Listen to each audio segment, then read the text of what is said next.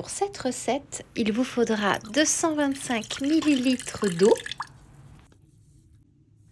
Ajoutez une cuillère à café de sel. J'utilise toujours du gros sel, c'est vraiment une préférence que j'ai en cuisine. Puis ajoutez 200 g de gras. Vous pouvez utiliser un gras de bœuf ou un gras de porc. Et comme vous pouvez le constater, je l'ai coupé en petits morceaux. Faire chauffer à feu doux, c'est très important de le cuire à feu doux parce que si vous mettez le feu trop fort, vous allez avoir des éclaboussures et c'est très dangereux. Donc vous faites chauffer le tout jusqu'à ce que le gras est complètement fondu. Ensuite, il vous faudra 550 g de farine dans laquelle vous allez creuser un petit puits pour y verser le mélange de gras et d'eau bouillante. Il s'agit là d'une très vieille recette anglaise que j'adore. En fait, le mot n'est pas assez fort, j'en suis amoureuse complètement. Je l'utilise très souvent dans ma cuisine parce que c'est une pâte qui permet de bien maintenir les garnitures qui sont très humides. C'est une pâte à tarte très très forte qui date de l'époque médiévale. C'est une croûte très épaisse qui est idéalement utilisée pour les tartes au porc, mais vraiment pour toute autre chose également, pour n'importe quelle garniture en fait.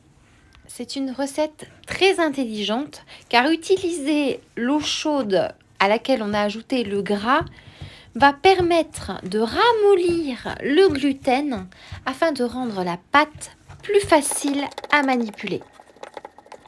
Comme vous pouvez le voir, je mélange bien à l'aide d'une cuillère en bois et je termine par pétrir à la main, mais je ne pétris pas très longtemps. Il ne faut pas pétrir la pâte trop longtemps. Cette pâte à tarte est tout simplement quelque chose qui va remplacer votre cocotte. C'est pour vous dire à quel point elle est solide.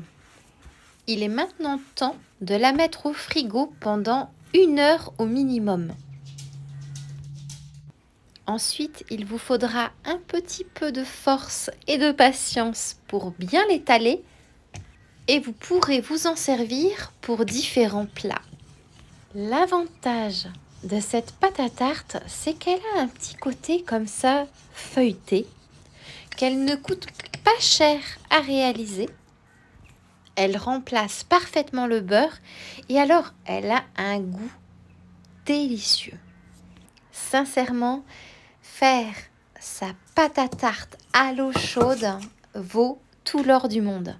C'est quelque chose de très authentique que l'on peut réaliser en famille et que nous pouvons utiliser autant pour des plats sucrés que salés. À la maison, j'adore l'utiliser pour la tarte aux pommes ou pour une autre recette typiquement écossaise que je vais partager avec vous dans les prochains jours. Et grâce à l'utilisation de l'eau chaude et de la graisse qui sont fondues ensemble, ça permet d'avoir une croûte beaucoup plus croustillante, très très proche de la pâte feuilletée. J'en suis toujours très étonnée, mais cette recette est un mélange de science et de magie. Et c'est pour ça que j'adore cuisiner.